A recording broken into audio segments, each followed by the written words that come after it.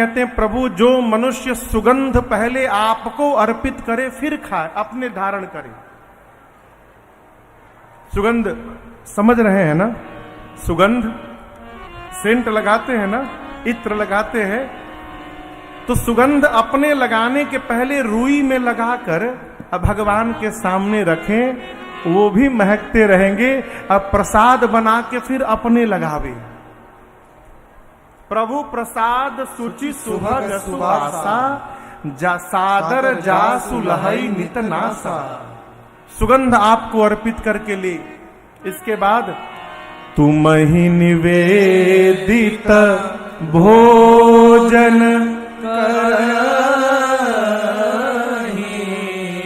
आपको निवेदन करके भोग लगा के फिर अपने भोजन करें। इस पूरे भीड़ में कितने लोग भगवान को भोग लगाकर भोजन करते हैं हम नहीं जानते, लेकिन ये सब जान रहे हैं कितने लोग करते हैं। जो करते हैं अच्छी बात, जो नहीं करते वो आज से प्रारंभ करिए। क्यों? भगवान को भोग लगने के बाद वो भोजन नहीं रहता है, वो प्रसाद बन जाता है।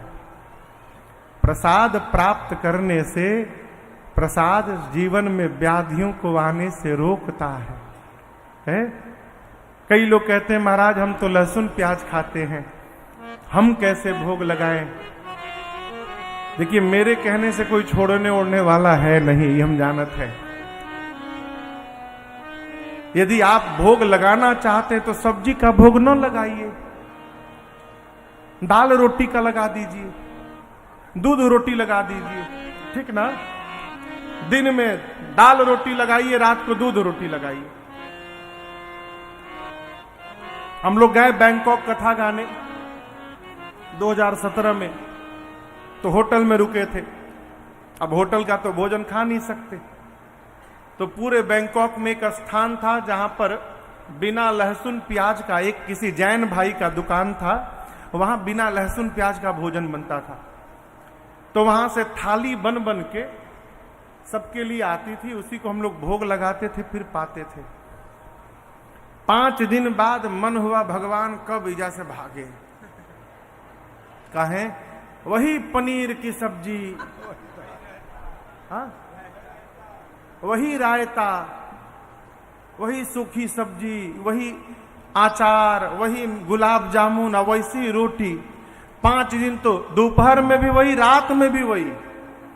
5 दिन हम लोग खाएं, कहें भगवान अब कृपा करो। ये तो छोड़िए, एक जगह कथा गाए बहुत बड़े आदमी के घर, वहां 5 दिन हम लोग पात गोभी खाएं। 9 दिन, अच्छा मगर 9 दिन पत्ता गोभी।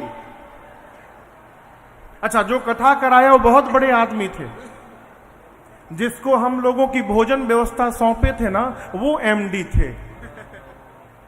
एमडी समझ रहे हैं? मानसिक दरिद्र।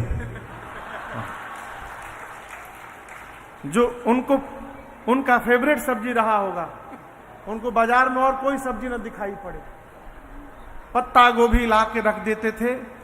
9 दिन खाएं। आज कथा पूरी भई, कल हम लोगों की दूसरी जगह कथा थी।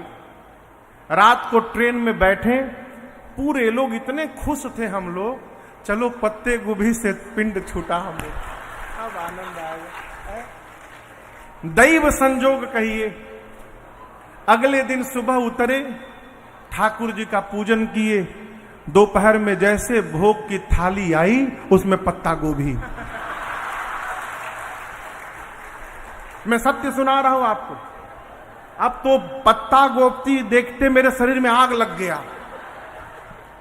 हम बोले भंडारी को बुलाओ। आए, क्या हो महाराज? हम कभी नोटिस लिख कर दें कि समझ में आपको आएगा। 9 दिनों तक ही पत्ता महाराज दिखाई न पड़े हम लोगों को। जब एक ही सब्जी आप 9 दिन नहीं खा सकते हैं, आप रोज दोपहरिया में दाल रोटी, रात को दूध रोटी ठाकुर जी को भोग लगाइए, रोज लगाइए। जब दाल रोटी दूध रोटी खाते खाते आपके ठाकुर जी परेशान हो जाएंगे, और जब उनको मलाई कोफ्ता और बटर पनीर खाने का मन करेगा तो ठाकुर जी ही आपकी मति पलट देंगे और आप लहसुन प्याज छोड़ देंगे उस दिन से। लेकिन आप भोग लगाना प्रारंभ करिए। तुम ही निवेदित भोजन कर। कैसे लगाए महाराज? बाजार में भगवान के भोग की बर्तन मिलते हैं। उन बर्तनों को मैंने अपनी आंख से देखा है। इतनी बड़ी कटोरी, इतना बड़ा गिलास, अपने पीते हैं गलासा में, भगवान के लिए छोटकी गिलास है। छोटकी प्लेट में चाट है, चींटी वाला बतासा, कटिंग काजू और मिश्री। देखिए कटिंग काजू जो पूजा में ला रहे हैं आप लोग, कटिंग काजू न लाइए। बाजार का जितना सड़ा हुआ काजू रहता है वही कटिंग काजू बनता है और आधे दाम में बिकता है। बढ़िया बढ़िया दाम का काजू लाइए, उसको घर में कटिंग कीजिए। बाजार से कटिंग किया हुआ न लाइए। जितने बड़े थाली में आप भोजन करते हैं भगवान को खिलाइए। जितनी रोटी आप खाते हैं उतनी रोटी भोग लगाइए।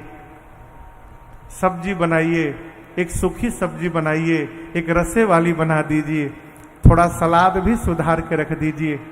दाल बनाइए, नींबू को काट के नींबू एक रख दीजिए। हो सकता है ठाकुर जी को नींबू मिला के दाल खाने का मन हो जाए।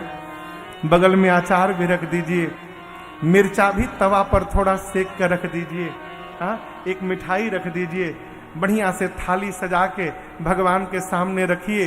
पानी रखिए, तुलसी दल छिड़किए, आचमन करिए और भगवान से प्रार्थना करिए, प्रभु आप भोग लगा लीजिए ना, तो फिर पूरा परिवार आपका प्रसाद प्राप्त करेगा। नाथ आप भोग लगाइए। भगवान तो खाने के लिए बैठे हैं, माई बाप खिला कौन रहा है उनको? है महाभारत की एक घटना है। पांडवों के घर बैठकर भगवान श्री कृष्ण एक दिन भोजन कर रहे थे। नारद जी भी थे वहीं पर। तो युधिष्ठिर जी ने नारद जी से पूछा कि नारद जी हम लोगों का उद्धार कैसे होगा? नारद जी मुस्कुराकर बोले कि जिसके घर में स्वयं परमात्मा भोग लगा रहे हो उसको भी अपने उद्धार की चिंता हो रही है। भगवान श्री कृष्ण सुन लिए। नारद जी को बुलाकर इधर आओ, क्या बोल रहे थे अभी? बोले प्रभु युधिष्ठिर जी पूछ रहे थे कि हम लोग का उद्धार कैसे होगा। मैंने कहा कि जिसके घर में भगवान भोग लगा रहे हैं उसको भी उद्धार की चिंता है। भगवान बोले अभी बोल दिया, दोबारा मत बोलना ये बात। मैं यहां भगवान बन के नहीं खा रहा हूं, मैं यहां मेहमान बन के खा रहा हूं। नारद जी पूछे प्रभु भगवान बन के खा लेंगे तो क्या दिक्कत है? बोले दिक्कत देख रहे हो कैसे गरम पे गरम पूड़ी आ रही है। यदि ये लोग भगवान मान लेंगे ना, तो जैसे भगवान के सामने थाल रखने के बाद कोई दोबारा पूछने भी नहीं जाता है कि प्रभु एक पूड़ी और लेंगे आप? सब्जी थोड़ी गरम करके लेते हैं आपके लिए, कोई पूछने नहीं आता। मेहमान हूं तो गरम गरम पूछ के खिलाया जा रहा है। भगवान मांग लेंगे तो कोई पूछने नहीं आएगा। मेहमान हूं, मेहमान की तरह भोजन करने दो। ये प्रसंग कहता है जैसे घर में अतिथि को भोजन कराते हैं उसी तरह भगवान को भोग लगाना प्रारंभ करिए। जीवन में आपके कभी अन्न की कमी नहीं होगी, इसकी मैं गारंटी देता हूं। आप भगवान को भोग लगाकर भोजन करना प्रारंभ करिए।